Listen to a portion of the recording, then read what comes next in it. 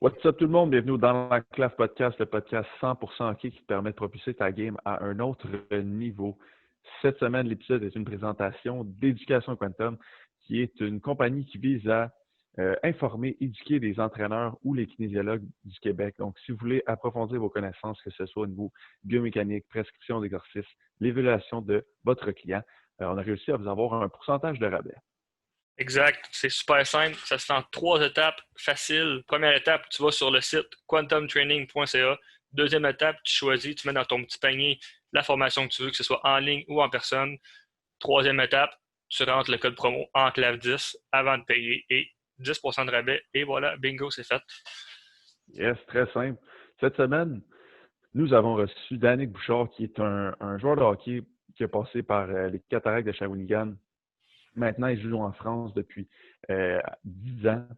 Il est cofondateur de l'application iCoach Hockey D, une application pour les jeunes joueurs de hockey pour qu'ils se développent en tant qu'humains et en tant que joueurs aussi. Donc, on a parlé de quoi avec lui aujourd'hui? On a parlé, en fait, on a fait le tour de son parcours. On a regardé dans ses années juniors, on a regardé les petites embûches qu'il y a eu au niveau Bantam Midget 3. Ça, c'était vraiment intéressant pour eux. C'est quelque chose à retenir. Ça donne des leçons de vie et des très bons conseils de fait vécu, en fait. Souvent, le monde va dire des trucs, puis là, ça rentre dans une oreille, ça sort par l'autre parce que tu te dis, c'est impossible, ça arrive, ou blablabla. Puis là, c'est un fait vécu, fait que c'est du solide, puis c'est du vrai. Puis sinon, on a fait le tour développement des jeunes aussi. On a parlé d'entraînement, on a parlé de skills, parce que lui, c'est un skills coach également. Donc, on a parlé de ça. On a parlé aussi des réseaux sociaux, à quel point que ça peut être néfaste si on se fie juste à ça, parce qu'il y a beaucoup de cirque. Donc, beaucoup de vidéos qui sont tape à l'œil, mais qui, au bout de la ligne, ne servent absolument à rien. En tout cas. Donc, sur ça, je vous souhaite un bon podcast. Yes, bon podcast tout le monde. «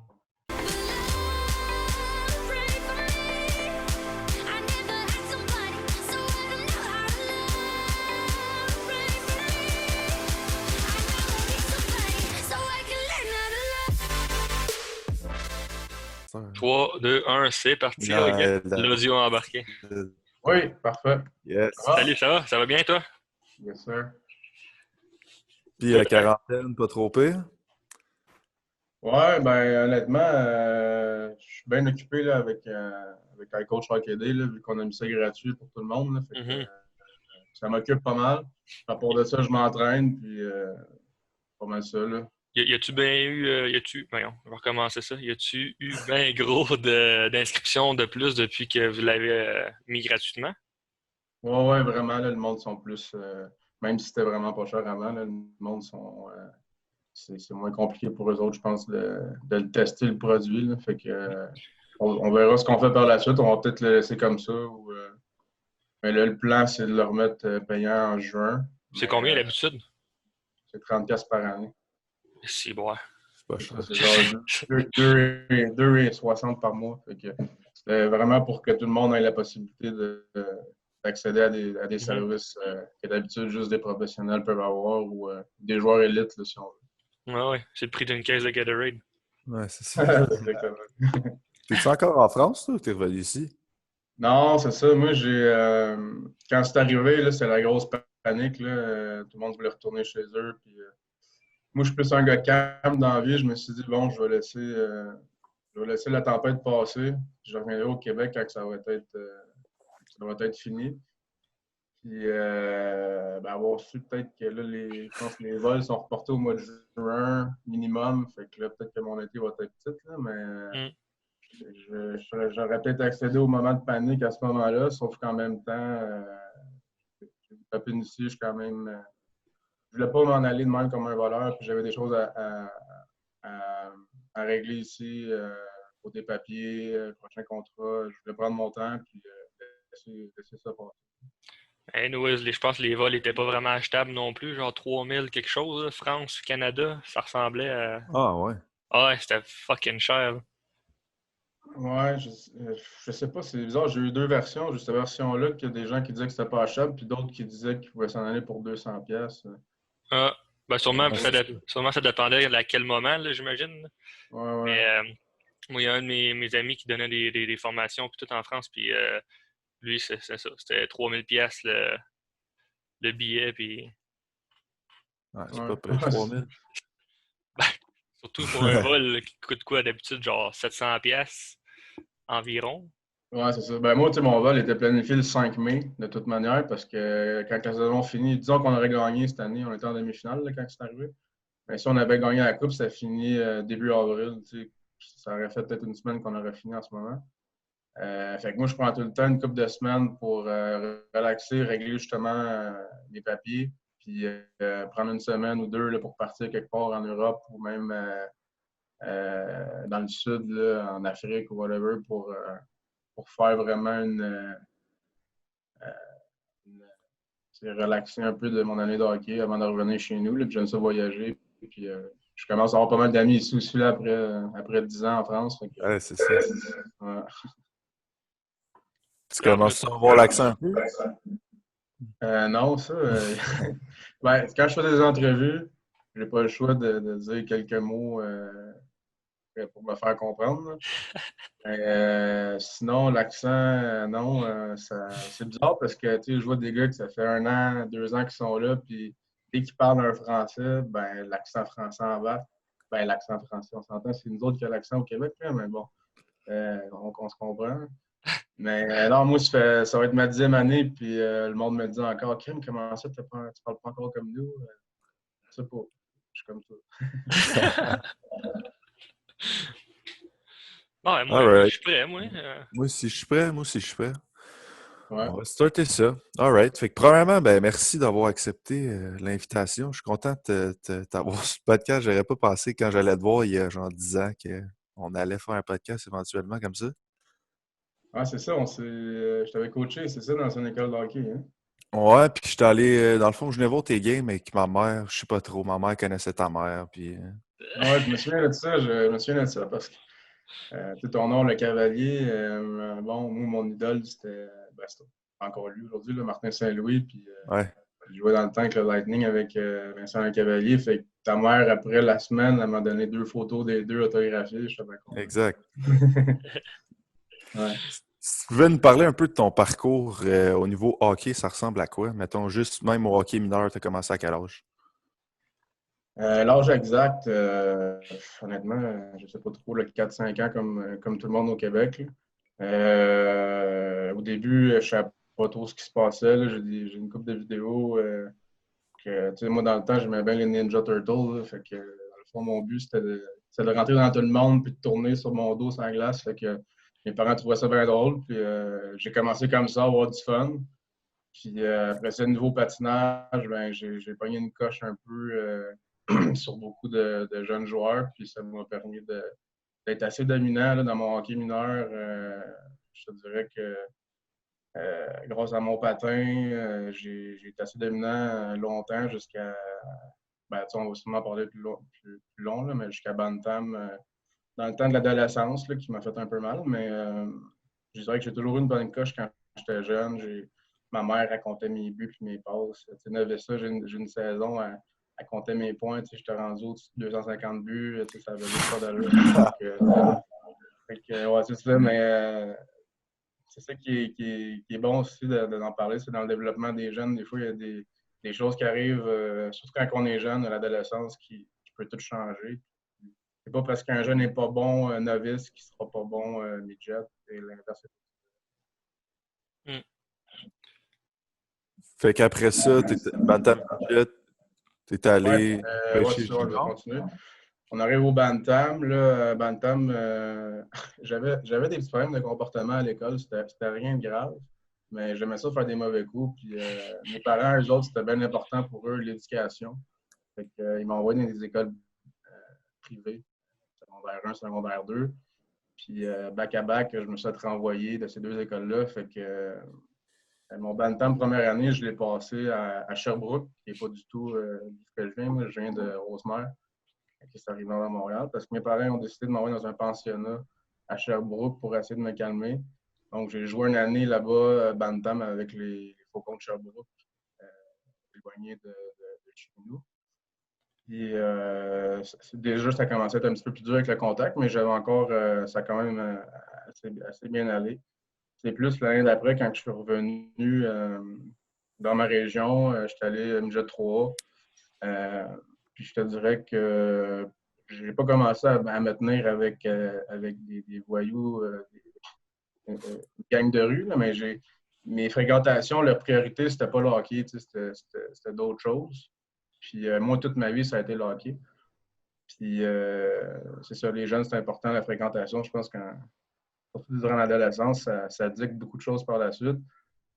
Puis c'est ça. Fait que dans le fond, j'ai commencé l'année midget 3A, puis j'ai décidé de lâcher pour retourner avec mes amis à Bantam 2A.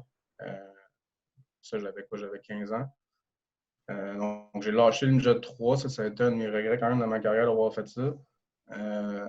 Puis après ça, Bantam 2A, c'était deuxième année, c'était un petit peu trop facile pour moi, fait que je me contentais beaucoup, puis j'ai pas trop poussé mes limites cette année-là. Ça m'a fait mal pour le reste de ma carrière. J'ai quand même réussi à intégrer les Cataractes de Shawinigan l'année d'après, au mois de décembre à 16 ans. Mais là, c'est ça, là, j'ai pogné quand même un mur arrivé là-bas à Shawinigan. Un système de jeu, je n'avais pas expérimenté ça encore vraiment. Je travaillais avec un coach, Denis Francoeur, qui est extrêmement tactique, technique côté système. Fait que pas son style de joueur favori, mettons. Moi, j'étais un peu de moi le puck, je vais essayer de la mettre dedans. Fait que on a eu beaucoup de différents. Puis quand je vois ça aujourd'hui, c'est normal. C'est normal. Tu vois un jeune qui arrive qui fait un peu pas à sa tête parce que c'est tout ce que je connaissais, mais je pense que je suis un petit peu difficile à encadrer, surtout jeune. Là. Fait que ça a été un petit peu plus dur, surtout pour les premières années de mon jeu majeur, ça a été assez difficile. Mais la fin de ton majeur, tu dominais pas mal. Ouais. Quand je te parle le début, c'est ça. À 16 ans, bon, 16 ans, je ne m'attendais pas non plus à jouer sur une première ligne. Mais même à 17 puis à 18, je ne savais pas si j'allais jouer sur la première ligne, sur la deuxième ou dans les estrades. Là, fait que, ça n'a pas été facile. Ensuite de ça, à 19 ans, il y a eu un nouvel entraîneur, Éric Veilleux, qui est venu remplacer Denis Francoeur. Puis, je pense que ça m'a fait du bien. Là. Il m'a donné un peu la confiance que le petit plus que j'avais peut-être pas avec mon autre entraîneur. Là, c'était, il me laissait aller, respecter un peu le style de joueur que j'étais, en me ramenant dans le système de jeu, puis en me le montrant patiemment, tu vois. Fait il a beaucoup aidé à mon développement, puis à la suite de ma carrière. Il m'a donné le goût de continuer à jouer au hockey, puis c'est ça qui a fait qu'à 19 ans, puis à 20 ans, j'ai été capable d'avoir des bonnes saisons, puis de continuer à jouer au hockey par la suite. Là. Parce que ta dernière année, tu as quand même bien dominé. Tu as fini 12e au classement général des pointeurs avec 96 points, si je ne me trompe pas. Puis avec une équipe qui a fini dans le bas du classement. Fait. Je pense que c'était une belle gagnante. Oui, c'est ça. Au début, je pense que les 2 premiers mois, on est parti en feu. On était dans le top 10 canadien. Là. Puis on était, comme tu dis, on était censé même pas faire les playoffs cette année-là. Fait que, c'était moi puis Francis Paris. Cette année-là, on avait un duo ensemble qui était assez explosif pendant les 2 premiers mois. Puis après ça l'a un peu dégringolé. Là, les équipes commençaient à savoir un peu ce qu'on faisait. Puis ça a été plus difficile par la suite. Mais oui, individuellement, ça a été une bonne saison. J'ai réussi à scorer au-dessus de 50 buts. Je pense que depuis cette année-là, il n'y a personne qui l'a fait encore à Shawinigan. C'est quand même cool. Avant ça, je pense qu'il y avait Jason Pomainville. Non, c'est des belles années. Je retourne tout le temps à chaque été faire mon tour, puis avoir ma pension, puis les amis que j'ai là-bas. Puis c'est des années que je n'oublierai jamais. C'est comment jouer contre des Claude Giroux, Jacob Voracek, Brad Marchand, des joueurs qui dominent quand même la Ligue nationale, mais que tu as côtoyé, que tu as joué contre junior? Oui, ben aujourd'hui, je te dirais que c'est une fierté. Mais dans ce temps-là, on ne sait pas trop. On se rend compte qu'ils sont dominants, qu'ils ont une coche au-dessus. Mais le joueur qui m'a le plus marqué, c'est sûr que c'est Sidney Crosby. Là. Lui, tu voyais la Ligue nationale est un peu dans son front. Mais Claude Giroux puis Brad Marchand, je les trouvais bons, mais il n'y avait pas rien de fait encore là, quand je jouais contre eux autres. C'était des bons joueurs de l'autre équipe, mais c'était pas des super-héros, je peux me permettre, comme Crosby, que ça n'avait juste pas de sens d'avoir un joueur intelligent comme ça sur la glace. C'est amusant un peu avec nous. Là, fait que ça montre encore une fois que le hockey est un sport à développement tardif, que même junior majeur, des Claude Giroux, c'était bon, mais c'était pas super naturel comme que, mettons, Crosby l'était. Mais maintenant, NHL, c'est des bons joueurs, même des très bons joueurs, des superstars, que junior, il l'était peut-être pas. Oui, exactement. Ben, je ne dis pas que c'était pas des bons joueurs, c'était quand même les meilleurs joueurs de leur équipe, mais il y a plein d'autres exemples que j'ai joué contre qu'ils ont lâché leur vie 2 ans plus tard. Fait que c'est des gars qui sûrement avaient des bonnes habitudes de vie, qui savaient quoi faire hors glace, qui avaient un bon mental, qui avaient des gens qui le conseillaient, des bonnes fréquentations, puis ça a fait où ce qu'ils sont aujourd'hui. T'as-tu gardé contact avec Paris? Il joue en Russie, si je ne me trompe pas, présentement. Oui, Francis, on se parle un petit peu là, par les réseaux sociaux, une fois de temps en temps. Là, mais ouais, là, il est en Russie, il a joué un peu en Suisse, il avait commencé en Finlande. Une super belle carrière. Je suis super content pour lui. C'est là que tu vois, des fois, une carrière, ça peut tourner différemment. Tu sais, moi qui joue en France en ce moment, qui est en duo avec Paris à 19-20 ans, je veux dire, on a joué super bien ensemble. Puis il y en a un qui s'est blessé. Moi, je me suis blessé à 21 ans, une grosse blessure. Puis lui, il a été signé dans l'organisation des Red Wings Détroit. Puis ensuite de ça, il a fait une super belle carrière en Europe, dans la meilleure ligue, la deuxième meilleure ligue au monde, si on veut, en KHL. Avant d'aller en France, tu as fait un petit peu pont AHL, East Coast, tu as joué un petit peu dans ces ligues-là. C'est comment tu prenais ça, mettons, jouer pro AHL? Est-ce que tu croyais encore, mettons, à ton rêve de jouer NHL? Ouais, moi, je veux dire, quand je suis. Après mon année de 20 ans que j'avais fait 54 buts, j'avais un agent, je m'attendais quand même à avoir une invitation à NHL. J'en ai pas eu. Tout ce que j'ai eu, c'est une invitation dans la Ligue américaine. L'année d'après, je pense que tous les gars qui avaient les mêmes stats que moi, le même genre de joueurs que j'avais, ils ont signé des contrats. Fait que là-dessus, j'avais été un peu déçu, mais peu importe. Je suis allé au camp de la Ligue américaine à Houston. J'avais fait une super bonne impression. Et puis, j'ai été redescendu dans la East Coast au Texas, une équipe qui a fraudé l'année d'après. Puis j'avais un début de saison en feu. Malgré que le coach m'avait dit que je jouerais souvent dans les estrades, tout ça, finalement, ça s'est passé autrement. Je l'avais décidé autrement, puis il m'a fait confiance par la suite. Mais en décembre, je me suis cassé le fémur durant une game de hockey. Puis ça m'a fait mal après ça pour le restant de ma carrière. Je m'en suis quand même remis 6 mois plus tard. J'étais au camp des recrues des Panthers de la Floride.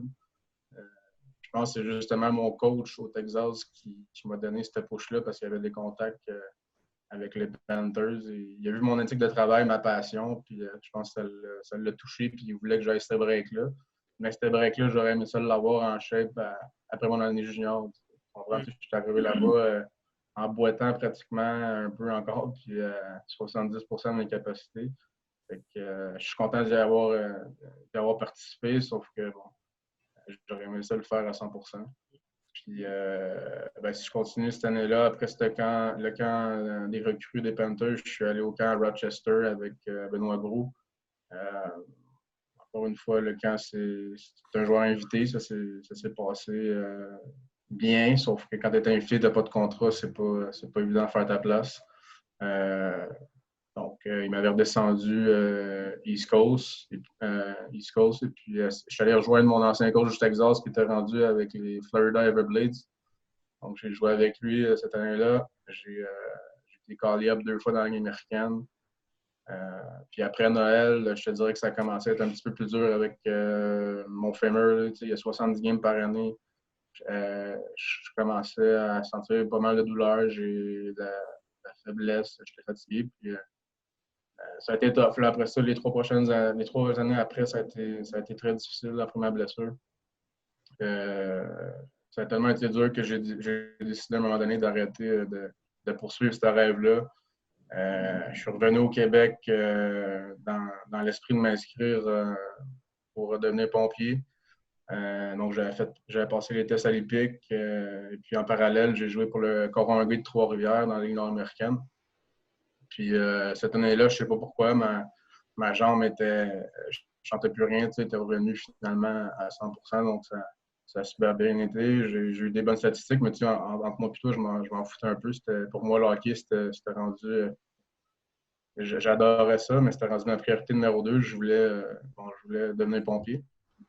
Mais ce qui s'est passé, c'est qu'au mois de décembre, j'ai un appel de la Suisse qui m'a fait un offre par rapport à la saison que j'avais dans la Ligue nord-américaine. Donc, je ne m'attendais vraiment pas à ça. Puis, je m'en allais passer mes tests au mois de janvier à l'Olympique pour devenir pompier. Fait que j'ai eu une décision à prendre. J'ai décidé de poursuivre mon rêve en Europe. Puis, depuis ce temps-là, j'ai fini l'année en Suisse cette année-là. Et puis, l'année d'après, j'ai intégré la France. Et puis, pour une saison, dans le but peut-être d'aller ailleurs en Allemagne ou dans une autre ligue meilleure les années d'après, mais finalement, ça ne s'est jamais fait. Puis, je suis encore en France 10 ans plus tard. C'est comment, mettons? Jouer en France? Ouais. Par rapport au niveau, par rapport... Ben, niveau, la culture, mettons, est-ce qu'il y aurait une ligue ici au Québec que le monde pourrait faire référence à comparer, disons? Ou... Ouais, je me fais souvent poser la question. C'est vraiment dur à dire. C'est rapide. Ben, tu sais, on s'entend. Quand je suis arrivé en France, ma première année, là, on remonte à 9 ans en arrière. La Ligue a beaucoup évolué d'année en année. Ma première année, j'ai jamais vu une équipe professionnelle aussi mauvaise que ça. Au fond, moi, j'étais censé avoir un try-out cette année-là en Allemagne, à Hambourg. Puis je me suis fait canceller à moitié du mois d'août. Et que, vite fait comme ça, avec 2-3 contacts, je me suis ramassé à Villard-de-Lans, qui était une des moins bonnes équipes de la Ligue Magnus en France. Mais j'ai dit, bon, je vais aller là, je vais essayer de faire une bonne saison, puis je sortirai l'année d'après. Mais après ma première pratique, j'ai compris que ça allait être extrêmement difficile.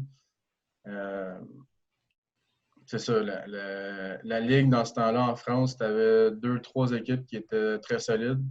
Et puis après ça, les 8 autres, 9 autres dernières autres équipes n'étaient pas de calibre du tout.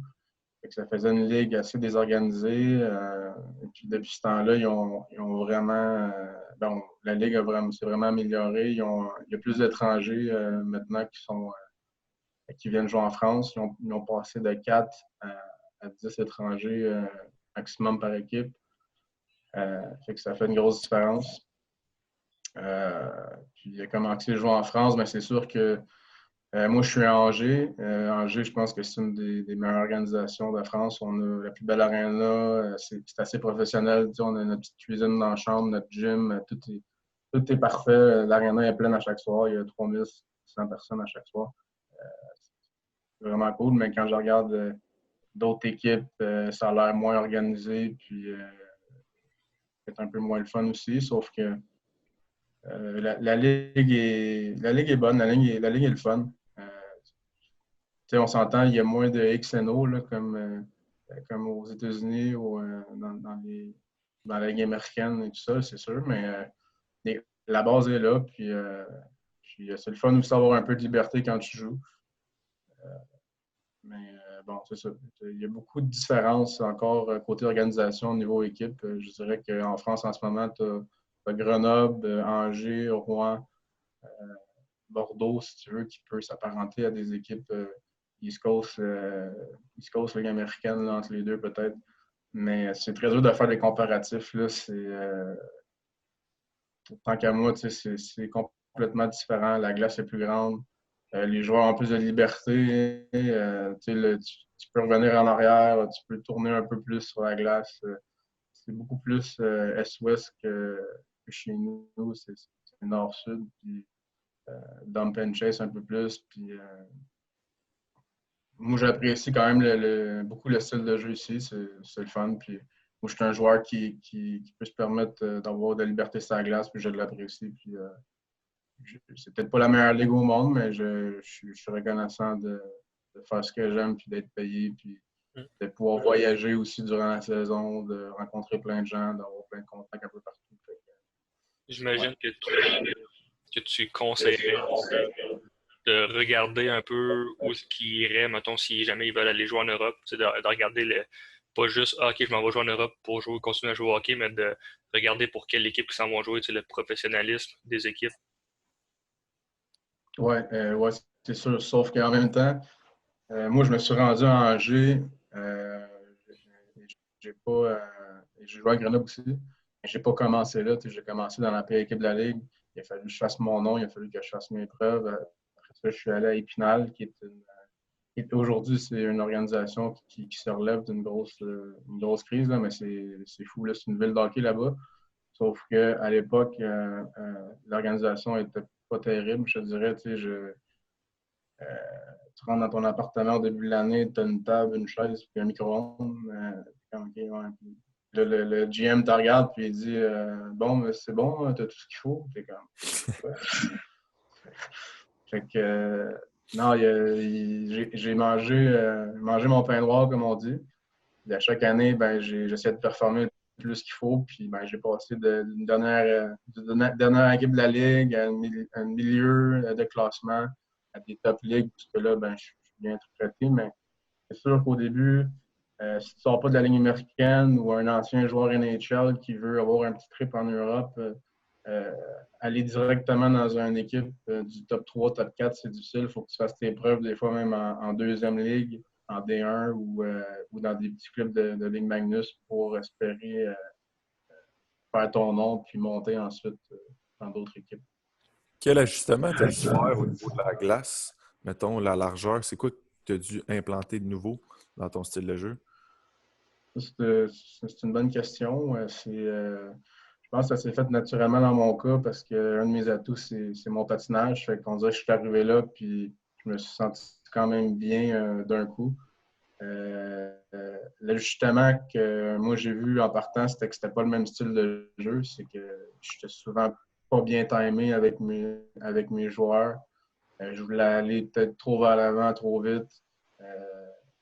C'était plus côté système que côté individuel. Je pense que les habiletés individuelles, je les avais, mais j'étais peut-être moins bien placé au début. Fait que ça a été plus un ajustement côté timing, vraiment, là, de comprendre un peu comment que la game se jouait là-bas. Là. C'était plus un peu prends ton temps, regarde. Si tu n'as pas de jeu, tu peux redonner le puck en arrière, on se replace. Moi, j'étais déjà rendu à la deuxième ligne bleue en train de j'étais comme, voyons, que c'était plus côté timing, mon ajustement que j'ai dû faire.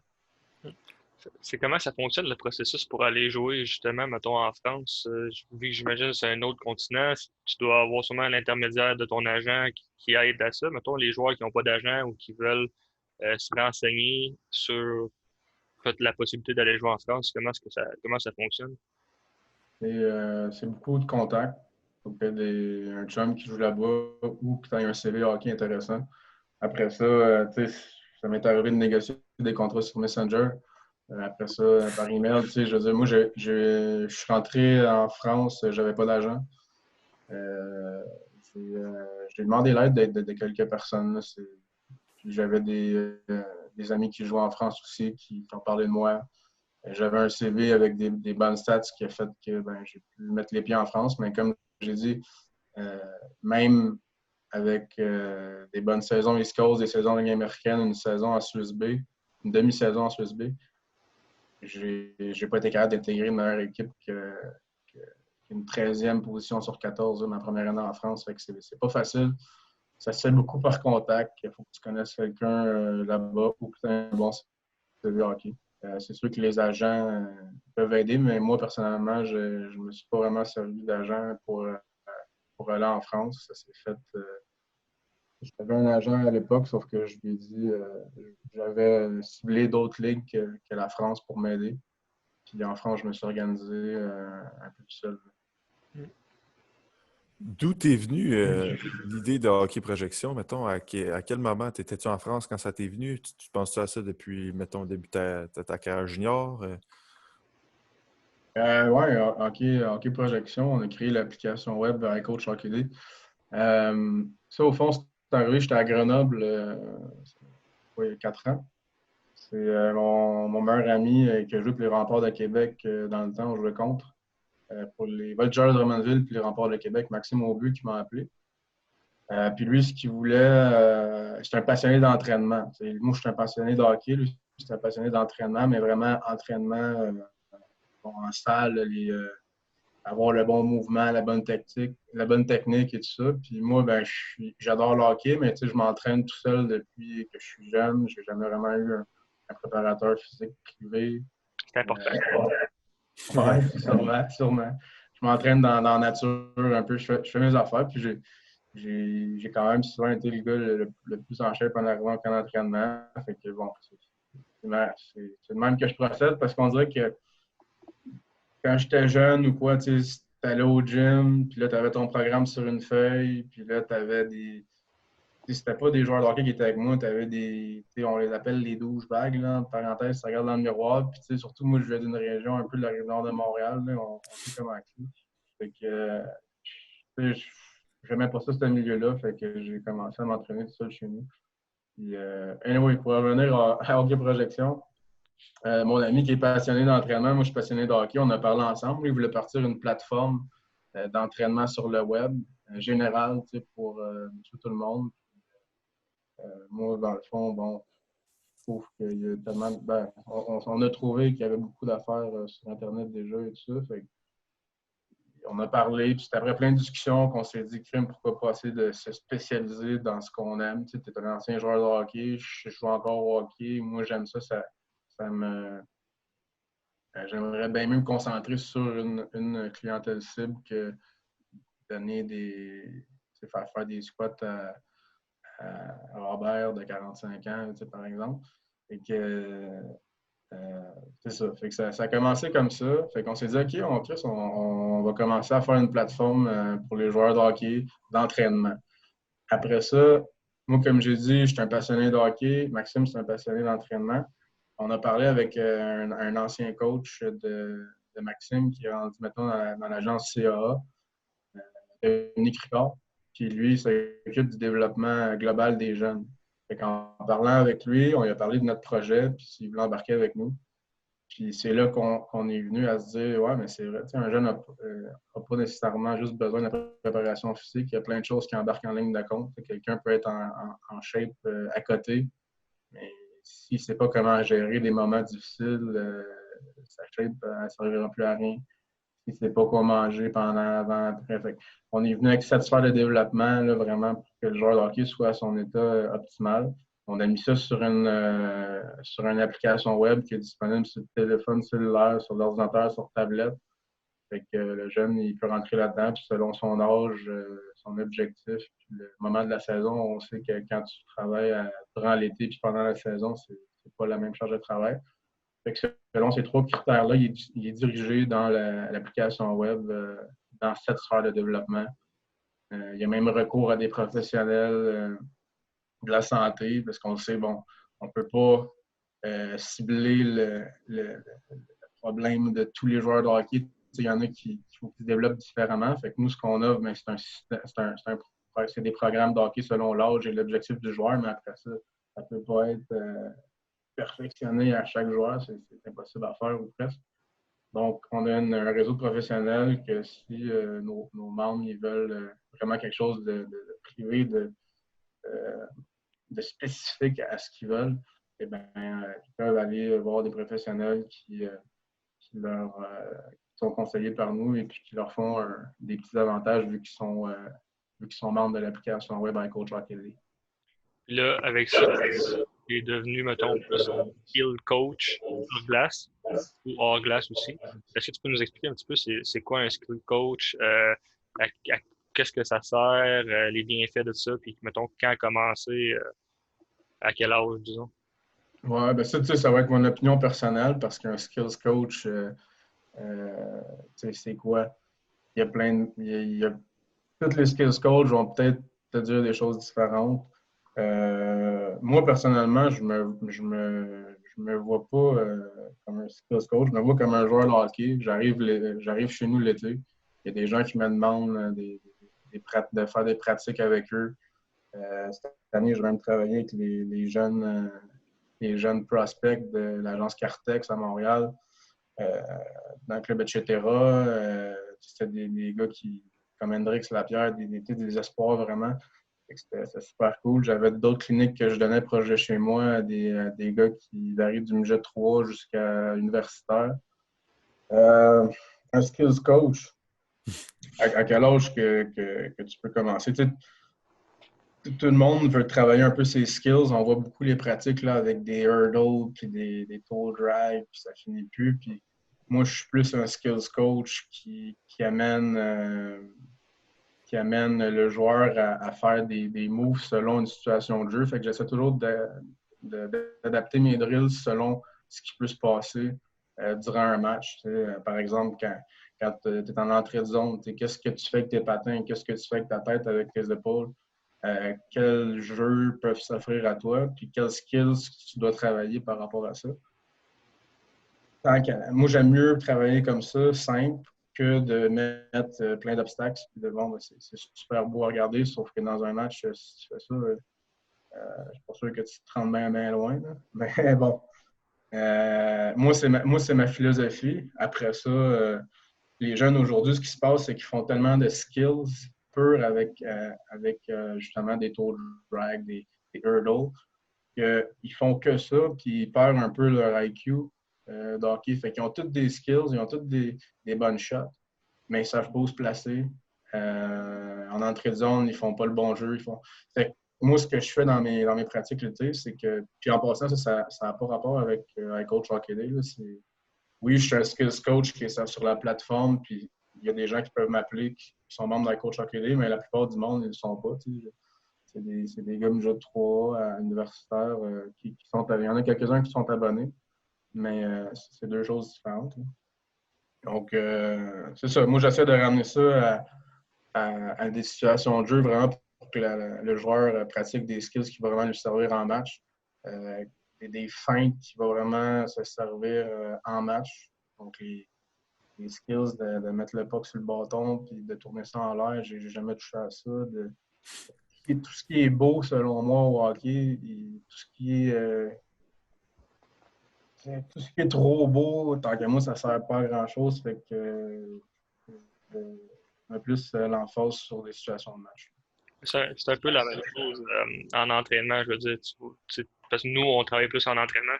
Tu vois, genre, j'en reçois des parents qui viennent me voir, puis tu fais pas ça avec mon jeune, tu mets pas des élastiques, tu mets pas des chaînes, tu mets pas des bossus. Puis là, je suis comme, non, c'est juste keep it simple. Fait que c'est un peu la même chose sur glace. Ça aussi, on voit trop ça souvent. Puis aussi avec les réseaux sociaux, je trouve que ça l'amplifie tout ce mouvement-là, puis les fausses croyances. Oui, exactement. Puis justement, moi, prochainement, la préparation physique, on dirait qu'il y a tellement de. Ça diffère aussi. Là. Comme on parle de skills coach, on veut parler de préparation physique. Puis il y a plein de questions que je me posais. Puis, moi, je ne suis pas un préparateur physique, loin de là. J'ai pris soin de moi individuellement, puis ça a été mon choix. J'aurais peut-être pas dû. Je m'aurais peut-être rendu ailleurs qui sait aujourd'hui, mais bon. Il y a plein de questions que je me pose. Tu parles de bossu, tu parles de trucs, des chaînes, tout ça qui fait que, wow, OK, mon fils s'entraîne vraiment, mais il y a une question que je me pose, moi, puis, je vais peut-être te poser une question aussi. Vas-y. Pourquoi que un joueur de hockey, justement, on est sur la glace, on a des patins, on s'entraîne en patin. Pourquoi on ne voit jamais des exercices de joueurs de hockey en équilibre sur un patin ou sur, je ne sais pas, une chaussure adaptée qui peut ressembler à un patin ou des patins en protège-lames? Parce que quand tu parles d'un équilibre sur un bossu, c'est sûr que ce n'est pas les mêmes muscles c'est pas les mêmes muscles qui travaillent que sur un patin. Fait que pourquoi qu'on ne voit pas des entraînements avec des patins ou je sais pas, en rollerblade? Ben, le best, ça serait, mettons, disons, faire des squats avec des patins. Sauf que si on prend, mettons, l'exemple de faire un back squat avec des patins sur les pieds, disons que tu veux développer ta force, ben, ça serait, les risques de blessure seraient plus grands, ça serait plus spécifique à l'entraînement, plus transférable, en fait, dans le sport, sauf que on pourrait faire mettons, le best des best, ce qui est le plus transférable, ce serait amener un rack à squat sur la glace, tu as tes patins sur la glace, puis là, tu fais un squat. Sauf que tu ne pourras pas mettre autant lourd que. Ouais, je comprends. Non, ce serait. Ouais, moi, je parlais plus des exercices de stabilité. T'es pas trop de poids, mais tu sais, on dirait que quand on voit ça, c'est souvent sur un bossu ou sur une planche avec un rouleau. Puis là, Ouais, puis c'est super beau à voir, mais c'est zéro transférable sur la glace. Zéro pin bar. Fait que, c'est sûr qu'il faudrait faire ça avec des patins. Si tu veux que ça soit minimum transférable, après ça, tu as des patins, mettons, avec une protège-lame sur un plancher, mettons, de rubber versus une glace. La friction n'est pas pareille, fait que c'est pas non plus la même chose, mais au moins, tu es déjà plus spécifique avec sur une lame que sur un ballon. c'est ça, exactement. Parce qu'au bout de la ligne, mettons, le monde va dire je travaille l'équilibre sur le bossu. Mais jamais que le bossu, ça fait comme si ta surface était instable. Donc, c'est comme si la glace, elle bougerait quand tu patines. Mais c'est l'inverse. C'est ta cheville qui va bouger, ton pied et non la glace. La glace, elle reste solide, elle reste droite. Faudrait faire. Mais mettons sur ton bossu, tu stimules quand même ton vestibulaire. Ouais, mais c'est pas transférable dans la situation sur glace. Rendu là, t'es mieux d'y aller avec un soulier, puis faire des vrais exercices de vestibulaire, d'équilibre à un pied. Puis, anyway, en entraînement, quand l'entraînement est bien fait, bien planifié, bien programmé, ben, tu vas faire des exercices unilatérales, donc un côté par rapport à l'autre. Donc, disons, au lieu de faire un squat à 2 jambes, tu vas faire un split squat. Fait que tu vas être splitté.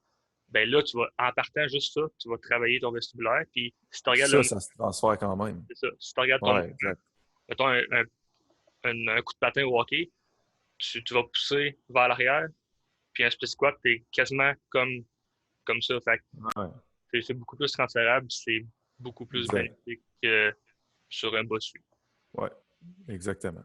Je vais arrêter de parler, je vais m'emporter. Non, mais je posais une question comme ça parce que ça me trottait dans la tête depuis un petit moment. Puis je me dis, peut-être que je vais commencer à mettre mes patins l'été puis faire des trucs de stabilité. Je trouverais ça plus pertinent que me tenir une jambe sur un ballon ou whatever. Mais oui, puis on parle de préparateur physique par rapport à skills coach. Il y a plein d'idéologies comme ça qui sont différentes.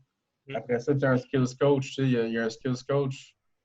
C'est dur de commencer comme skills coach, je pense, puis il y en a qui veulent faire de l'argent, puis il y en a d'autres qui veulent développer des joueurs, on ne se le cachera pas. Ceux qui veulent faire de l'argent, bien, ils vont faire des pratiques, puis ça va être une école de hockey, mais ils disent qu'ils sont des skills coach. Ils vont avoir 30 joueurs sur la glace, puis ils vont avoir 2 coachs. Moi, je ne crois pas à ça. Je pense qu'un skills coach devrait travailler avec 2 à 3 joueurs. Ça, pour moi, c'est un skills coach parce que tu peux prendre un joueur, travailler quelque chose avec lui, puis amener des adversaires, quelque chose avec. Tu peux travailler avec 3 joueurs vraiment spécifiques puis améliorer quelqu'un.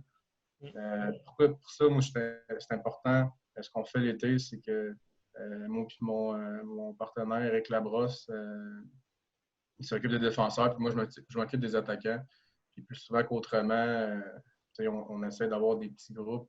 Puis je trouve que ça va pas mal mieux comme ça, parce que quand on fait un exercice que tout le monde fait la même, des fois, tu n'as pas le choix. Bon, il y en a trop qui sont arrivés cette journée-là. Je ne dis pas que je fais ça à chaque fois. Mais moi, dans l'idéal, un skills coach, j'avais travaillé avec 2 ou 3 joueurs, puis vraiment travailler ses faiblesses à lui. La seule affaire, c'est qu'on sait, bon, travailler en privé, ça coûte cher. Il faut que tu loues la glace, faut que tu payes le skills coach. Fait que encore là, tu vises qui? Tu vises juste l'élite. Fait que c'est juste l'élite qui a droit à ça. Puis c'est encore là le concept de iCoach HockeyD, qu'on veut donner les outils généraux au plus de joueurs possible, mais c'est impossible de le faire spécifique à lui. Donc, nos skills coach et nos préparateurs physiques, nos nutritionnistes donnent des avantages à nos membres s'ils veulent aller les voir en spécifique. C'est un peu tout relié ce qu'on parle, mais bon. Pour revenir, faire un résumé, skills coach pour moi, mais c'est quelqu'un qui développe le joueur selon ce qu'il a de besoin. C'est pas quelqu'un qui donne une pratique à 20 joueurs puis qui Oui, les joueurs vont toucher à la glace, ils vont être plus à l'aise, mais pour moi, c'est comme une pratique l'hiver. Puis encore une fois, mettre plein d'obstacles sur la glace, puis c'est super beau, mais situation de match, c'est d'autres choses. Puis, moi, en tant que skills coach, je me concentre vraiment sur ce qu'un gars peut faire durant le game. Moi, je suis plus attaquant, mais même en tant qu'attaquant, il y a des skills que tu peux développer défensivement dans l'autre sens de la patinoire.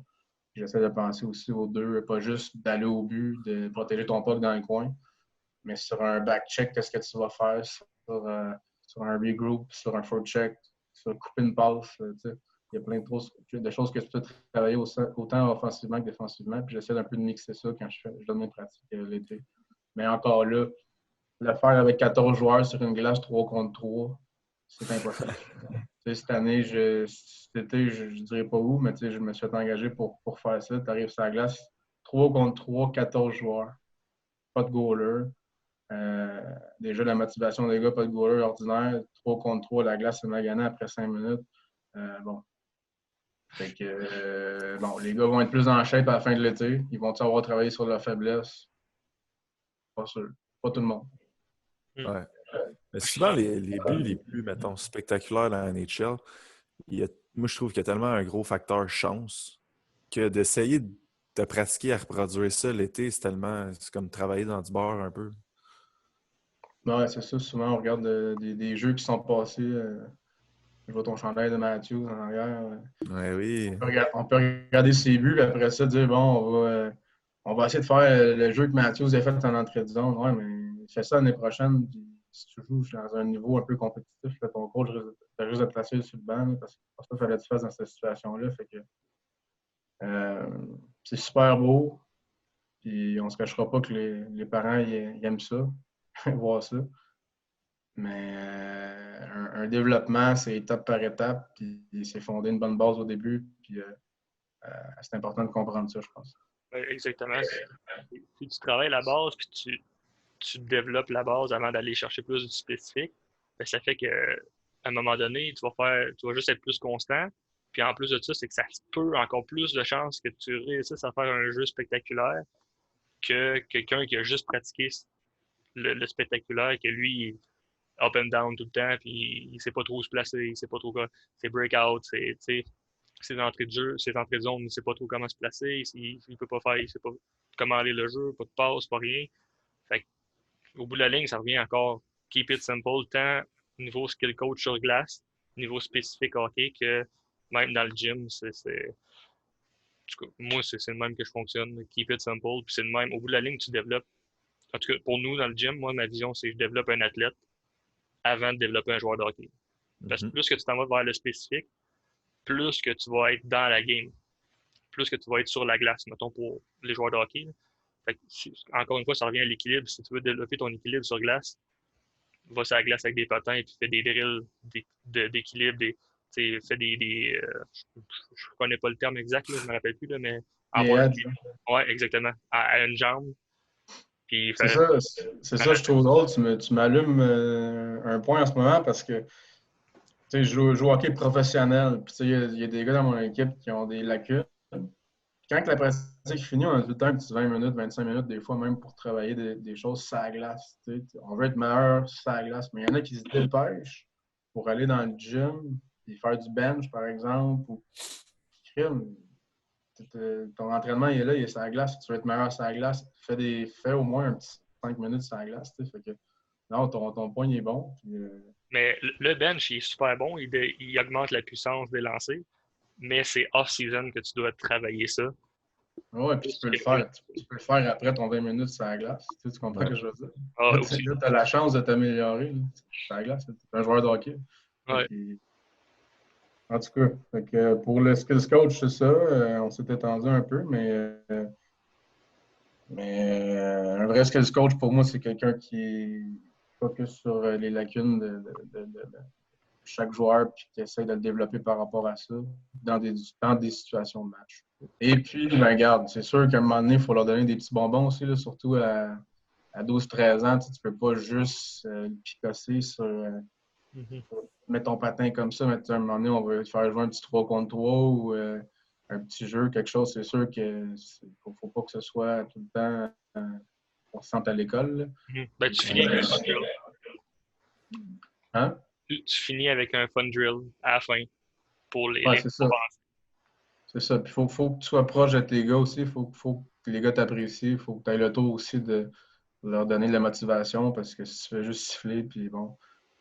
C'est important aussi cette relation-là avec sûrement vous autres aussi quand vous entraînez des gars. Là, tu peux être super bon, mais si tu n'as pas une bonne relation avec tes clients, c'est moins motivant et c'est moins fun. Exact. Ouais, exact. Tu pourrais être, honnêtement, il y a bien des coachs qui sont mauvais, mais sont tellement. La relation avec les clients sont tellement bons que les clients ils s'en contre Chris, puis ils vont rester Ouais. avec eux jusqu'à la fin de leur jour. Soit ça, ou Ils le savent pas.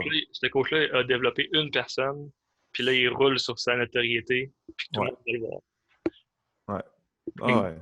Exemple. Ça peut, dans le monde du hockey, ça doit arriver, là, des coachs, mettons, qui font un joueur de la NHL, puis qu'après ça, ben, sont partis. Fait que conseil aux parents, si vous voyez sur les réseaux sociaux des affaires extrêmes, courez, allez pas là. Ouais, c'est ça. Allez voir Danick. Exact. Au niveau, mettons, des 7 sphères là, de iCoach Hockey D, laquelle que tu aurais, mettons, eu plus à travailler quand toi, tu étais plus jeune? Moi, ça aurait été la sphère psychologique, là, la préparation mentale, tout ce qui est. J'ai souvent été dérangé par certaines choses. Encore aujourd'hui, je la travaille régulièrement. Tu sais, je veux dire, il n'y a personne de parfait. Puis, tu sais, je te dis juste cette sphère-là, mais c'est toutes les sphères. Tu sais. Mais pour répondre à ta question, c'est la préparation mentale parce que, bon, j'étais distrait souvent, je voulais faire rire le monde, je n'étais pas concentré sur mon objectif. J'étais extrêmement influençable. Avoir un plan, je pense, avec une fixation d'objectifs, puis de le suivre, puis d'avoir des gens qui m'aident à le suivre. Comment gérer des interférences. Par exemple, moi, sur la glace, quand j'étais jeune, puis même encore aujourd'hui, je vais être honnête avec toi, tu sais, des drill fuckers qu'on appelle, là, les coach explique de quoi, puis tu arrives sur la glace après ça, puis tu fuck son drill. Là, t'as l'air d'un tata. Mais ça m'arrivait tout le temps, junior majeur avec Denis Franqueur, puis lui, il capotait, puis il comprenait pas pourquoi, mais tu sais, quand j'avais de la misère un peu à me concentrer, puis je pensais à plein d'affaires, genre, la prochaine drill, il faudrait que je la mette dedans, le goaler, il est pas bon avec glove, moi, je suis pas avec glove, puis là, tac, le coach, il siffle, puis il dit, let's go. Puis là, j'ai dit, oh, OK, il vient d'expliquer un drill. Il fallait que je fasse l'exercice. Tu sais, justement, c'est parce que je n'étais pas concentré sur mon objectif, puis je pensais à plein d'affaires. Puis c'est pas que je voulais mal faire. Puis c'est ça. Puis il y a différents joueurs de hockey. Il faut que les entraîneurs sachent ça, qu'il y en a qui vont comprendre tout de suite quand tu l'expliques verbalement. Il y en a qu'il faut qu'ils voient sur un tableau, puis il y en a qu'il faut qu'ils le fassent. Moi, j'étais le joueur qu'il fallait qu'il le fasse avant de le comprendre. Puis, encore aujourd'hui, mes coéquipiers ils rient des fois, mais le coach explique un exercice, puis je fais le parcours vite fait avant de le faire, puis là, je me place en avant, puis je le fais. Mais la sphère psychologique et préparation mentale, ça m'aurait beaucoup aidé, c'est certain. Sinon, prévention de blessures aussi, c'est super important. Il ne faut pas négliger ça. J'ai pas eu beaucoup de blessures dans ma vie, mais j'en ai eu une grosse qui m'a fait mal. Après ça, bon, casser le fémur, je pense que c'est un peu de la malchance. Là. Mais là, j'en fais beaucoup. Là, ça me sert beaucoup en ce moment. Puis je pense que c'est ça qui allonge un peu ma carrière. Tu sais, je m'active avant chaque match. Je me suis déchiré l'aine souvent quand j'étais jeune. Là, j'ai trop de problèmes avec ça parce que je sais quoi faire. Mon dos, j'ai eu des problèmes de dos il y a 5 ans, puis le docteur m'avait dit que d'ici 2 ans, ça allait être tough, mais j'ai pas de problème de dos depuis ce temps-là. Je fais attention à mon corps, je fais attention à ce que je fais, comment je m'entraîne, j'essaie le plus possible, même si je m'entraîne par moi-même. Je lis beaucoup mes skills. Tu sais, c'est con, mais avant de partir avec Coach Hockey D, je le faisais plus ou moins. Puis en partant le projet, j'y croyais au projet. Mais je me disais, bon, tu sais, cette sphère-là, bon, ça, je sais comment. Mais juste en essayant d'influencer les gens de le faire, je me suis dit, mais la sphère skills, mettons, une feinte, là. Pourquoi qu'on essaye de faire des feintes des fois, puis la patte du goaler est là, puis quand Claude Giroux le fait, le goaler, il est parti dans le coin, s'acheter un café. Puis là, je regardais, tu sais, non, mais c'est vrai, tu sais, tu dis, OK, il fait un gauche-droite, puis le goaler, il est plus là. Mais c'est en regardant qu'est-ce qu'il fait exactement, puis tu sais, je mettais des trucs au ralenti, puis OK, il fait un petit move avec son bâton de plus, puis c'est pour ça que le goaler, il part complètement, puis c'est drôle, mais après ça, je suis arrivé sur la glace. Ben, je peux même pas arriver sur la glace, je l'ai fait avec, dans mon salon, tu sais, je me dis, OK, il s'en va comme ça, il revient, il part un petit peu, puis il revient après, fait qu'il fait une feinte de plus, qui fait que le goaler pense qu'il fait un gauche droite normal. En tout cas, il y a plein d'affaires avec un coach hockey qui fait que, selon moi, je suis persuadé que ma carrière s'allonge grâce à ça.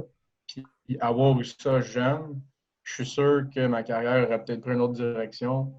Puis que, qui sait, je serais peut-être à un autre niveau aujourd'hui. Je serais peut-être en train de jouer avec Francis Paris en KHL.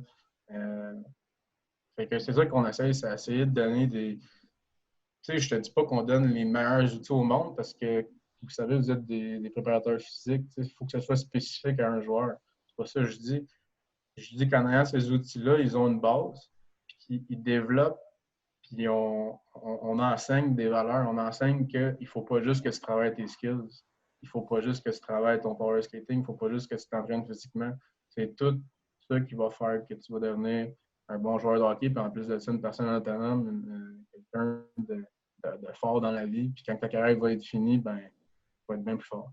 Mais pour répondre à la question qui a dégénéré, oui, la préparation mentale, il y a quelques petits trucs que j'aurais aimé ça me servir, puis ça aurait fait que je ne m'aurais pas éloigné de mon objectif. Quand on parlait du Bantam Midget 3, j'aurais resté focusé là-dessus, puis mon développement serait fait plus rapidement. Puis justement, peut-être qu'à 17-18 ans, mais j'aurais été plus sur le spot qu'à 20-21 quand j'ai scoré mes 50 buts junior majeur. C'est arrivé à 17-18 ans, je pense que j'aurais eu un break. Je l'aurais peut-être eu mon vrai camp NHL au bon moment. Ouais. Corrige-moi si je me trompe, mais de nos jours, les jeunes ont beaucoup plus accès, puis sont beaucoup plus, même les parents sont beaucoup plus sensibilisés à l'importance du côté psychologique que comparativement à quand tu jouais junior ou même quand moi j'étais plus jeune. Moi, je me souviens, il y avait aucunement. J'étais zéro dans le vocabulaire du monde en partant. Puis moi, de mon côté, c'était vraiment le côté psychologique aussi qui était difficile. À chaque fois que je faisais un mauvais jeu, puis même encore aujourd'hui, à chaque fois que je fais un petit mauvais jeu ou quelque chose, je pense, puis ça reste dans ma tête, puis ça reste là. C'est impossible que ça sorte. Ça fait que le prochain chiffre que j'embarque sur la glace, ben, je pense encore à ma mauvaise passe ou le shot de tapette que j'ai fait ou whatever. Puis fait que là, ça fait que ça influence le prochain chiffre. Le prochain chiffre va pas bien. Fait que là, ça continue. Puis là, ça fait un effet de boule de neige. Fait que, de nos jours, ils sont beaucoup plus sensibilisés, mettons. Puis, mais on a accès à les réseaux sociaux maintenant aussi, c'est ça la différence. Mettons, même moi plus jeune, que je ne suis pas tant vieux que ça, j'avais pas autant, il n'y avait pas d'Instagram quand je jouais au hockey, il n'y avait pas de Facebook, c'était pas aussi, mettons, entreprise marketing. Fait que, tu sais, maintenant, on est dans l'ère de ça, fait que c'est vraiment plus facile, mettons, pour les jeunes d'avoir accès à l'information. Oui, c'est ça, c'est que oui, je suis d'accord avec toi, les gens sont sensibilisés par la préparation mentale. Mais il y a une différence à être sensibilisé et dire oui, c'est important, il faut que tu sois fort mentalement, puis avoir un outil de travail pour le développer puis vraiment le faire. Tu dis, bon, je fais une shot de tapette, j'arrive sur le banc, puis ben, je fais juste penser à ça. Ben, ton prochain shot que tu vas faire, il y a des bonnes chances que ce ne soit pas un bon shot ici. Mais tu sais, comment tu vas faire pour changer ça, pour changer la petite pensée que tu as dans ta tête? Il y a des outils pour ça.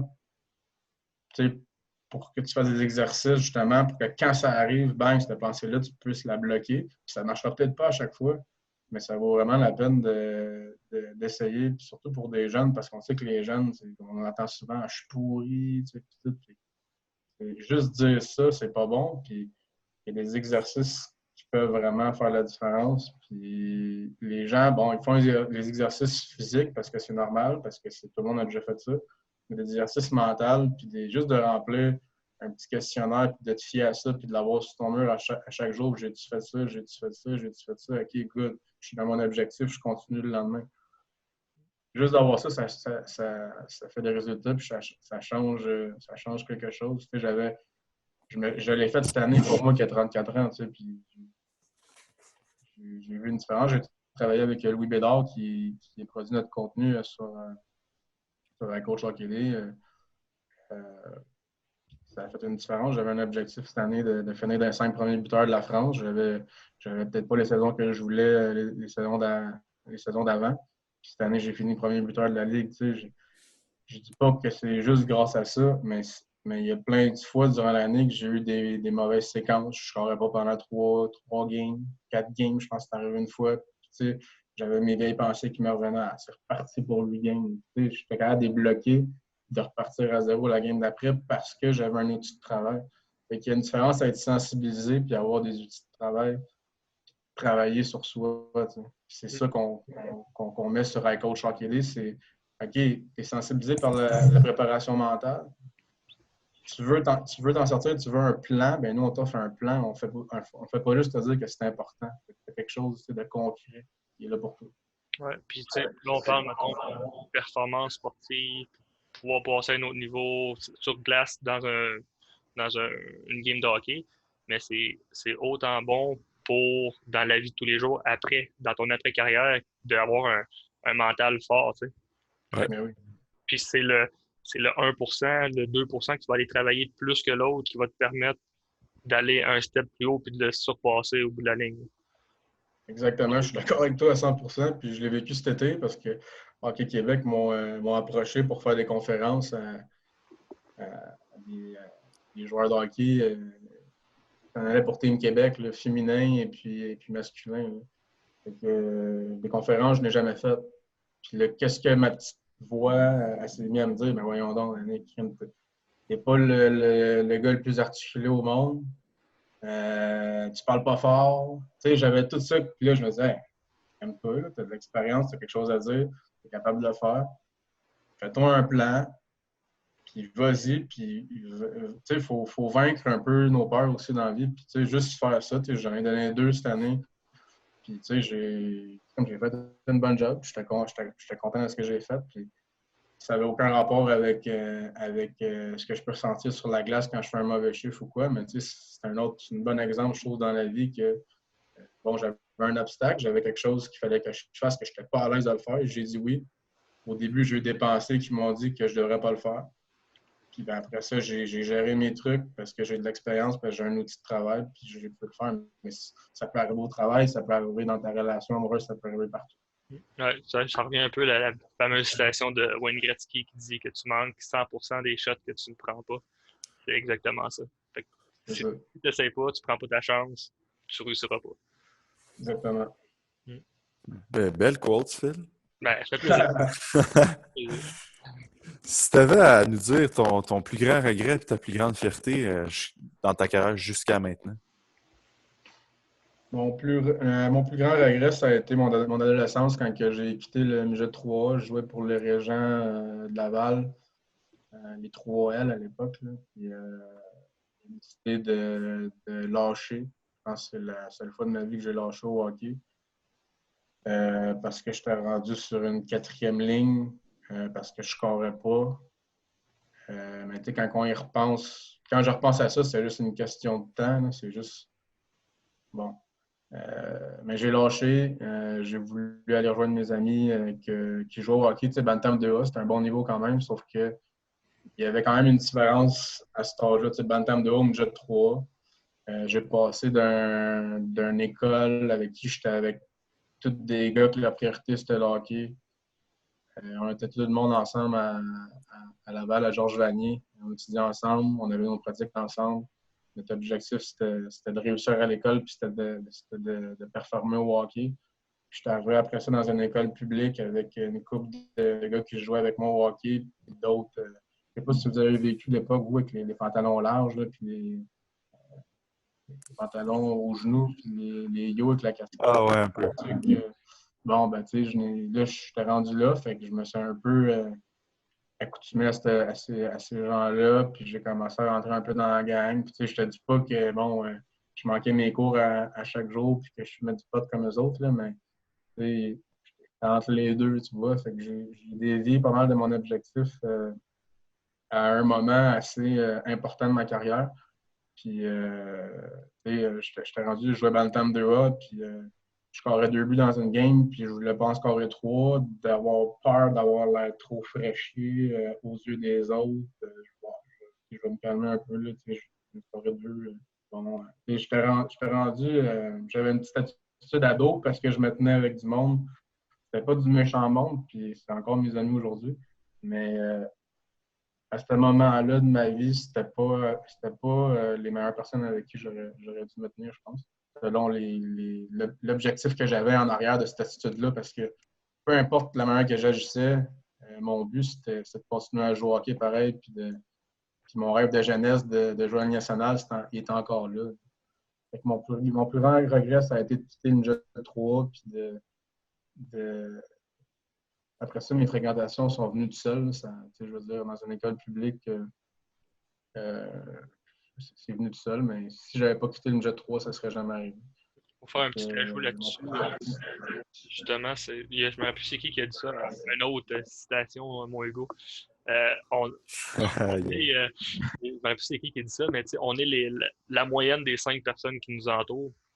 Fait que si tu t'entoures de gens, disons, mettons parler d'argent riche, ben tu vas avoir beaucoup plus de chances d'aller chercher cette richesse-là. Si tu t'entoures avec du monde tout négatif, tu vas finir par être négatif. Puis... Fait qu'à moi, mon entourage. C'est pas nécessairement des gens négatifs, c'est des gens qui ont réussi dans la vie aujourd'hui. C'est juste qu'à ce moment-là, il n'y avait pas les mêmes priorités que moi. C'est s'entourer des gens qui ont les mêmes priorités et qui sont prêts à se défoncer pour ça. C'est ça que j'avais besoin à ce moment-là. Puis ben, j'ai fait le contraire. Fait que ça a fait que, ben, au lieu d'être sur le spot Ninja 3, puis d'être repêché dans les 2 premières rondes du junior majeur, ben, j'ai été repêché quand même à 16 ans, sauf que j'ai été à 2 choix de ne pas me faire repêcher cette année-là. J'étais en fin de 5e ronde au lieu d'être première ou 2e ronde. J'ai toujours été des meilleurs joueurs au Québec jusqu'à temps que je lâche le Ninja 3. Que ça donnait un gros coup. Puis oui, j'ai été capable de faire le junior majeur après, mais mes valeurs, mes priorités, mon expérience des 2-3 dernières années avant ça a fait en sorte que mon développement a été beaucoup plus long. Puis ça a été mon regret, puis ça l'est encore aujourd'hui. Ma plus grande fierté, ça a été de jamais lâcher. J'ai jamais lâché. J'ai lâché cette fois-là, mais après ça, je me suis repris en main. Junior à Shawinigan, où j'ai fait des conneries pour faire rire le monde. Il n'y avait rien de méchant là-dedans. J'ai jamais été dans la drogue, dans l'alcool, dans des choses comme ça, mais j'aimais ça faire rire les gens. Puis oui, mon coach n'a pas tout le temps de bonne humeur, sauf que j'aurais pu lâcher, je pense, 250 fois cette année-là. Je me suis fait crier des bêtises à 2 pouces de la face. Je veux dire, il y a plein de choses qui sont arrivées que je pense qu'il y a beaucoup de personnes qui auraient lâché, mais j'ai continué, je suis resté là. J'ai été capable de bien finir mon junior majeur. Après ça, je me suis cassé le fémur. Je pense qu'il y a beaucoup de monde qui aurait lâché aussi après ça. J'ai été 3 ans vraiment à presque boiter après des games d'hockey parce que j'avais mal encore à ma jambe. Fait que ma plus grande fierté, en gros, ça a été de jamais lâcher. Puis aujourd'hui, si je joue encore au hockey à 34 ans, puis je vais sûrement signer pour les prochaines années. Je suis encore en forme, je suis encore dans le top dans la ligue que je joue. C'est parce que je n'ai pas lâché, puis c'est parce que j'ai fait attention à mon corps à tous les niveaux. J'ai fait attention aussi, on parlait de psychologiquement, j'ai fait du travail sur moi. C'est grâce à ça que je joue encore au hockey aujourd'hui. Puis c'est ça. C'est ma grande fierté, c'est ça, c'est de ne pas avoir lâché, puis c'est d'avoir un peu élargi mon esprit sur toutes les sphères différentes là, que j'avais besoin. J'aimerais ça que moi, une ou deux anecdotes là, qui t'est arrivées dans ta carrière de hockey. Ça peut être junior en France, là, que tu peux compter aussi à- sur YouTube. Ouais, il y en a je peux pas compter. Ouais. Attends un peu. Il y en avait une coupe aussi en France là, que c'était assez spécial.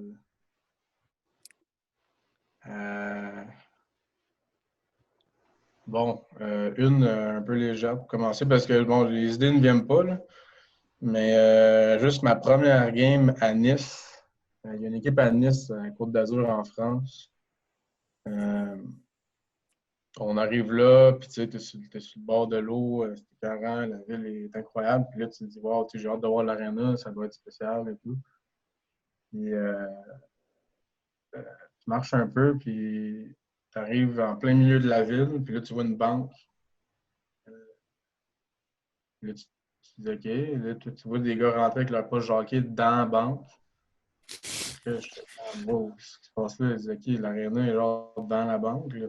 Fait que là, je rentre là-dedans, puis là, faut que tu prennes un ascenseur jusqu'au 5e étage. Là, tu arrives au 5e étage, puis il y a une glace au 5e étage. Fait que ça a été comme un choc un peu la première fois que je suis arrivé là. Puis juste te dire comment c'est différent. Tu sais, au fond, ça a l'air d'un building de business. Tu prends l'ascenseur au 5e étage, tu arrives en haut. C'est là que tu joues ta game de hockey. Puis tu as une vue sur toute la ville de Nice qui est incroyable. Fait que pendant que le morning skate avait lieu, parce qu'on est arrivé le matin, j'étais en train de regarder la vue de la ville de Nice parce que, dans le fond, tu as la glace. Puis sur un côté de la glace, c'est une vitre. C'est pas un mur, c'est une vitre. Et tu vois toute la vue de la ville de haut. Puis, bon, j'ai reçu une passe pendant que je regardais pas. Direct, ça a achevé. Je suis tombé à terre.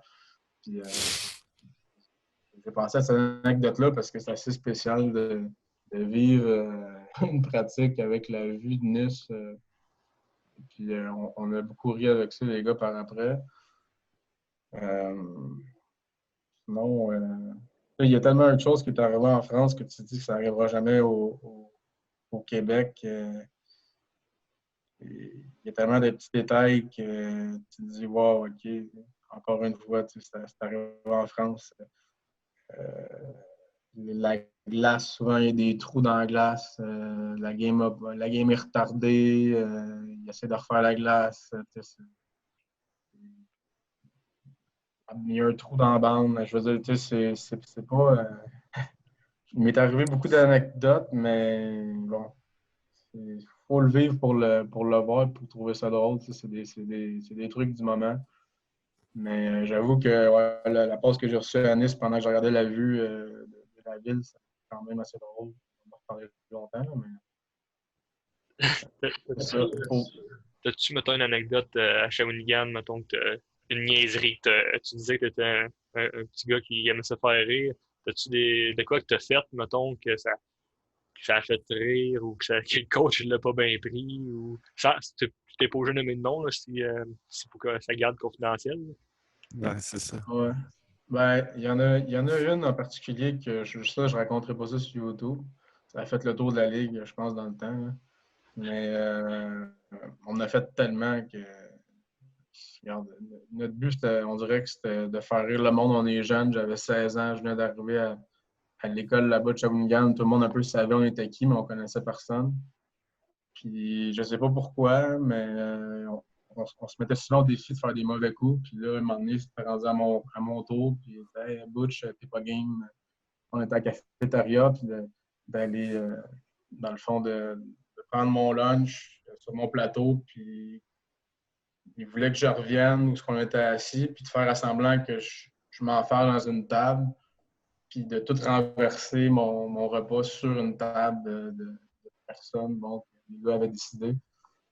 C'est que c'était un petit défi qu'on m'avait lancé, puis je l'avais fait.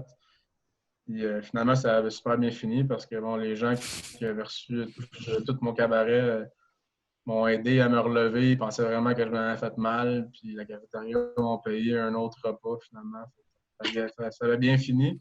Mais il y a d'autres conneries, il y a d'autres conneries qu'on a faites que ça a moins bien fini, puis qu'on s'est fait pogner par les caméras, puis que j'ai été suspendu. Puis celle-là, je vais la garder pour moi aujourd'hui. C'est bon. Ah. Si tu avais 2-3 trucs à donner aux jeunes pour soit mieux performer ou être un meilleur humain, ça serait lesquels?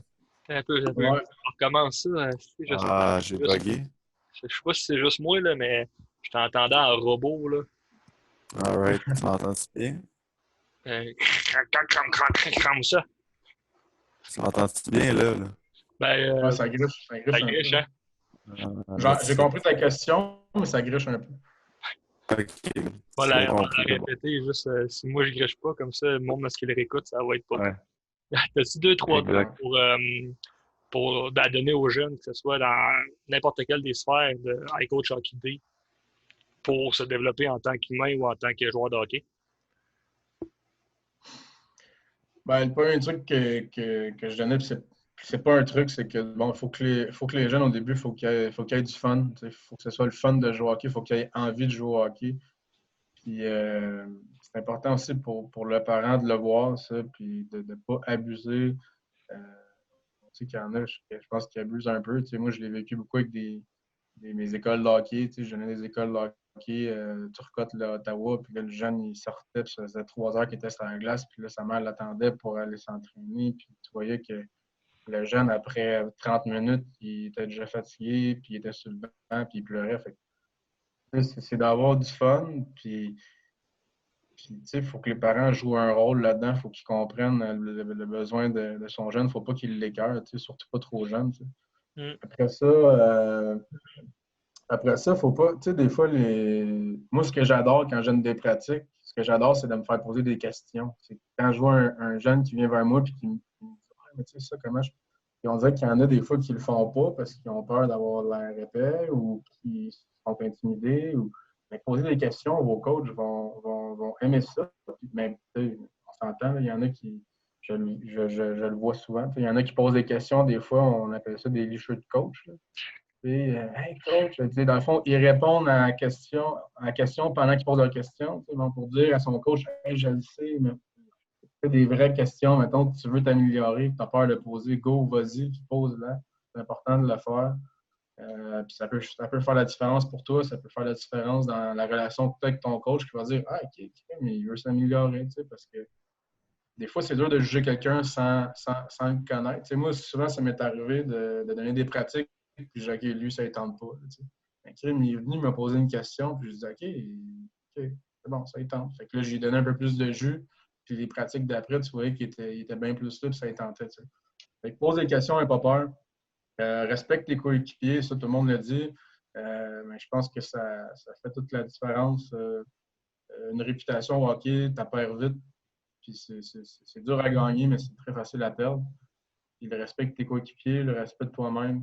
Je pense que c'est important aussi de prendre le temps de ne pas juste rester avec les mêmes personnes dans une équipe, d'essayer de parler avec tout le monde. Tu sais, le maudit, c'est une équipe, fait que de ne pas focuser sur, tout le temps avec les 2-3 mêmes amis, de vraiment là, essayer d'unir le groupe d'une manière ou d'une autre, puis ça va te faire du bien à toi aussi de le faire. Moi, ça n'a pas trop été ma spécialité dans ma carrière, mais j'essaie de le faire. Puis, ça m'aide beaucoup. Puis je vois les points de vue. Puis je pense que ça aide tout le monde un peu. Puis ça regroupe un peu l'équipe. Fait que respecte tes coéquipiers puis va vers eux. Après ça, ben, on a parlé beaucoup des fréquentations. Surtout dans l'adolescence, à partir de 12-13 ans, là, je pense que c'est primordial. C'est un objectif, entoure-toi des personnes qui ont le même objectif que toi puis poussez-vous ensemble pour l'atteindre. C'est ça qui va être le plus powerful selon moi. Là, c'est vraiment les gens avec qui tu tiens qui va faire une grosse différence. Et après ça, ben, on peut parler des valeurs, là, des valeurs de la vie qui vont venir avec tes fréquentations. Intéresse-toi à plus qu'une chose, pas juste tes skills, pas juste ton physique, pas juste ton patinage. Un joueur de hockey, il faut qu'il soit complet, il faut qu'il s'alimente un peu de tout. sans abuser, comme j'ai dit, là, mais touche un peu à tout. Puis, on parle aussi de faire d'autres sports. C'est important aussi de faire d'autres sports. Tu vas développer d'autres habiletés. Mais c'est ça. Fait que, je pense qu'en faisant ça, ben, ça va justement devenir des valeurs de vie qui vont te suivre. On a parlé d'après-carrière après, puis c'est ça le but, c'est que ben, le hockey, c'est bien le fun, mais c'est une école de vie qui te donne beaucoup de valeurs, beaucoup de ressources pour la suite de ta vie qui est encore plus importante que ton petit parcours ou ta petite carrière professionnelle de joueur de hockey. On va finir la section podcast sur qu'est-ce qu'on peut te souhaiter à toi pour la suite. Moi, tout ce que je veux, c'est d'être heureux dans la vie. En ce moment, je le suis. J'adore ce que je fais. Je joue au hockey. Je pense qu'il me reste quelques années encore. J'aimerais ça jouer. Si on peut me souhaiter quelque chose, c'est de jouer au hockey je dirais pas le plus longtemps possible, mais c'est jusqu'à temps que je décide que j'ai plus envie de jouer au hockey. C'est vraiment ma passion. C'est vraiment quelque chose que je veux repasser aux jeunes. Mais je veux continuer à jouer au hockey moi aussi. Donc, j'espère que je vais pouvoir rester en santé. On sait que des blessures, je touche du bois, mais ça peut arriver vite. Ça peut mettre un terme à une carrière. Donc, de rester en santé, puis c'est ça, je pense que c'est le plus important pour moi. Si je peux jouer au hockey jusqu'à 38, 39, 40 ans, je serais bien content. Bon, on te le souhaite, en tout cas.